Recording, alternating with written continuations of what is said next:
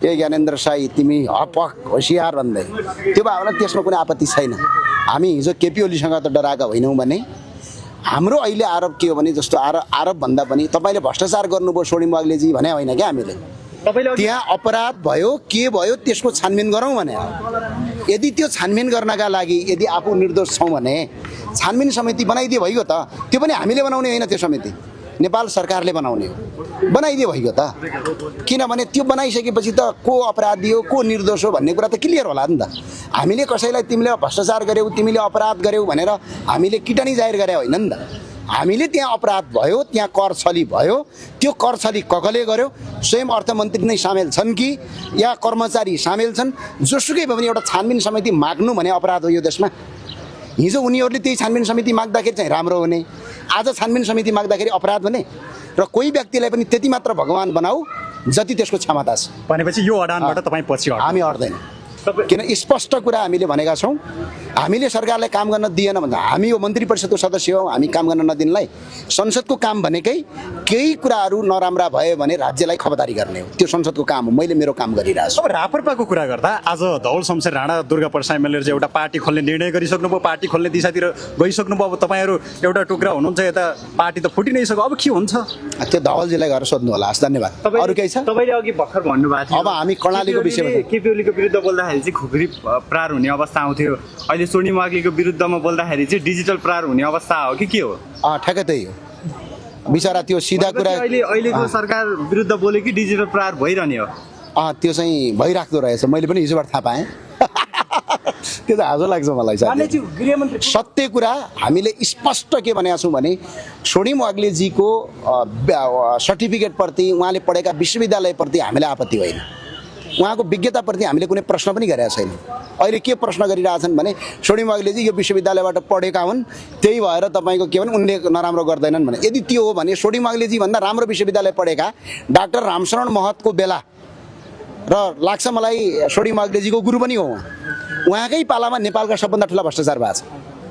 र त्यसपछि डाक्टर प्रकाश चन्द्र महत अर्थमन्त्री भएकै बेला यो देशमा सबभन्दा बढी काण्डहरू भएको छ।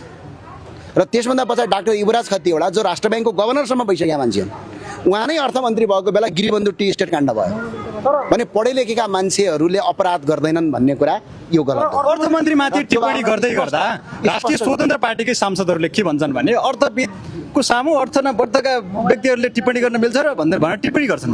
त्यसो भन्दा मिल्दैन, हामी पनि पढेकै हो, त्यही विषय पढेका हो र अरूले पनि पढेका होलान्। र फेरि उनीहरू मात्रै पढेका अरू कोही पढ्दै नपढेका भन्ने पनि होइन। र फेरि स्पष्ट कुरा के हो भने कसैको उहाँले त्यो धम्की दिनुभयो, धम्की छानबिन गर भनेर वर्षमान अनन्तले भनिसक्नुभयो, छानबिन गरिदिए भइगयो त हो। शङ्का अझ यहीँनिर उत्पन्न भयो क्या, किनभने अर्थमन्त्रीले धम्की दिनुभयो नि त, त्यो धम्की दिने विषयवस्तु होइन नि। अरूलाई दिनुभयो होला, काङ्ग्रेस एमालेलाई, मलाई के धम्की दिनुहुन्छ? म चाहिँ सोनिम वाग्लेजी भन्दा नयाँ हो, बरु उहाँ काङ्ग्रेस निरन्तर साइबर अट्याक भएको छ भन्ने होइन। साइबर अट्याक हुँदा के फरक पर्छ र? फिजिकल अट्याक भयो त फरक परेन, साइबर अट्याकले के हुने हो र?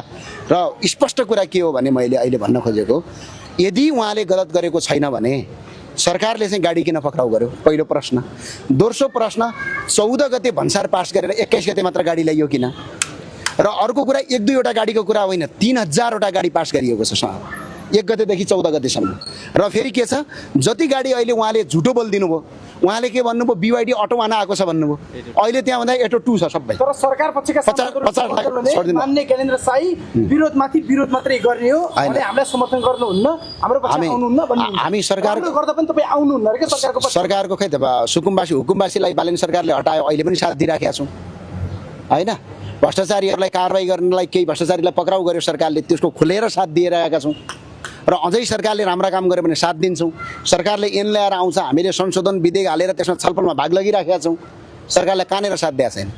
र फेरि गृहमन्त्रीको विषयमा बनाएको तर चोखै हो नि, आफ्नै समिति बनाएर सार्वजनिक भएको छैन नि प्रतिवेदन। त्यो गृहमन्त्रीलाई नै सोध्नु होला त्यो विषयवस्तु, गृहमन्त्री पनि सांसद हुनुहुन्छ, उहाँलाई सोध्नु होला। र अहिलेको विषयवस्तु कहाँनिर हो भने हामीले स्वर्णिम अग्लेजीको विज्ञतामाथि उहाँको सर्टिफिकेटमाथि उहाँका विश्वविद्यालयमाथि प्रश्न गरेका होइनौँ। हामीले भन्सारमा कर छली भयो भनेर गरेका हौँ। र एउटा कुरा के हो भने हामीले रासपाका सांसदले भ्रष्टाचार गरे, रासपाको मन्त्रीले भ्रष्टाचार गरे भने होइनौँ।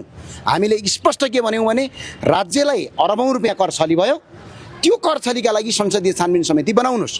त्यो छानबिन समितिले कसलाई दोषी र कसलाई निर्दोष बनाउँछ भन्ने कुरा त छानबिन गरेपछि थाहा होला नि त। आफ्नै हात जग्गनाथ नगर्नुहोस्, आफै मन्त्री हुने आफै छानबिन गरेर काट्टकुट्ट नपार्नुहोस् भन्ने विषयवस्तु पनि नराम्रो हुन्छ। यदि छानबिन समिति चाहियो तपाईँको मागे यो अब तपाईँलाई त्यो संसदीय ज्ञानै रहेनछ। संसदीय छानबिन समिति भनेकै त यो। हस्, धन्यवाद। दरबार हत्याकाण्डको संसदीय छानबिन समिति भनेपछि त आइहाल्छ क्या। ज्ञान भइदिए सोध्नुहुन्थेन तपाईँले, नभएर सोधे हो। अहिले यो सरकारले गरेको यो कामको त हामीले खुलेर प्रशंसा गरिराखेका छौँ, खुलेर प्रशंसा गरिरहेका छौँ।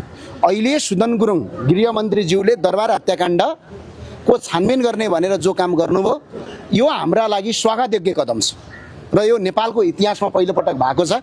र यसका लागि गृहमन्त्रीलाई हामीले मुरी धन्यवाद दिनुपर्छ। र एउटा हिम्मतिलो स्वरूप फेरि गृहमन्त्रीमा आयो यसमा।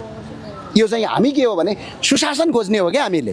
अब धेरै मान्छेले के सोध्छन् भने एउटा मान्छेलाई समर्थन गरिसकेपछि त्यसका हरेक कुरालाई समर्थन गर्यो भनेर सोध्छन्। त्यो होइन, हामीले काम हेरेर साथ दिने कि साथ नदिने भन्ने हो। यत्रो वर्ष निष्पक्ष छानबिन नभएको यो काण्ड अहिले छानबिन होला त त्यो सम्भावना देख्नु होइन। सम्भावना गरौँ न, आशा गरौँ न, भरोसा गरौँ न।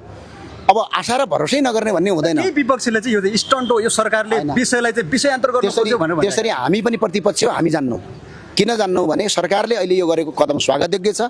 सुकुम्बासी भनेर हुकुमबासीलाई हटाएको कदम पनि स्वागतयोग्य छ। भ्रष्टाचारीलाई केहीलाई अहिले जेल हालेर मुद्दा चलान गरेको छ, यो पनि स्वागत छ। सरकारले केही राम्रा कामहरू गरिराखेको छ, यसमा स्वागत छ। तर भन्सार छलीको कुरामा हामी सरकारलाई खबरदारी गरिराखेका छौँ। र प्रधानमन्त्री बालेन शाहलाई पनि धन्यवाद भन्न चाहन्छु। सायद उहाँले त्यो भन्सार छल्यो भन्ने कुरा थाहा पाएपछि उहाँले सशस्त्र प्रहरी परिचालन गरेर अहिले गाडी उहाँले के गर्नु नियन्त्रणमा लिनुभएको छ क्या। भने गाडी किन नियन्त्रणमा लियो त? यदि भन्सार छलेको केही शङ्का थिएन भने, त्यो भने कहीँ न कहीँ त्यहाँ गलत भएको छ। यसको मतलब हामीले स्वर्णिम अग्लेजीले नै भ्रष्टाचार गर्नुभयो भने होइन। तर अर्थ मन्त्रालयबाट सूचना चुहावट भयो कि करका दरफेरमा, यसको छानबिन गरौँ भनेर छानबिन माग्नु पनि यदि विरोध देखिन्छ भने जिन्दगीमा त्यस्ता मान्छेले जीवनमा कहिले प्रगति गर्दैनन् जसले छानबिन समितिको पनि विरोध गर्छन् भने। उहाँ नयाँ हो रे त मान्यज्यू। उहाँ होइन, उहाँ काङ्ग्रेसको कार्यकर्ता हो पहिला। र अर्को कुरा, स्वर्णिम अग्लेजी नयाँ होइन है, धेरैलाई त्यो लाग्दो रहेछ। हाम्रो अहिले अर्थमन्त्रीजी चाहिँ त्यो घन्टीका साथीहरूले ओहो ओहो गर्छन् नि, त्यो होइन। उहाँ नेपाली काङ्ग्रेसमा गएर नेपाली काङ्ग्रेसले उहाँलाई राष्ट्रिय योजना आयोगको उपाध्यक्ष बनाइदियो। उहाँ लोकसेवा आयोगमा नाम निकालेर योजना आयोगको उपाध्यक्ष हुनुभएको होइन। नेपाली काङ्ग्रेसले टिका मात्र होइन नि, गलाइ समातेर नेपाली काङ्ग्रेसको कोटामा उहाँ राष्ट्रिय योजना आयोगको उपाध्यक्ष हुँदै सदस्य हुनुभयो। उहाँ नयाँ होइन, नयाँ रवि लामिछाने हो, नयाँ बालेन शाह, स्वर्णिम अग्ले चाहिँ होइन।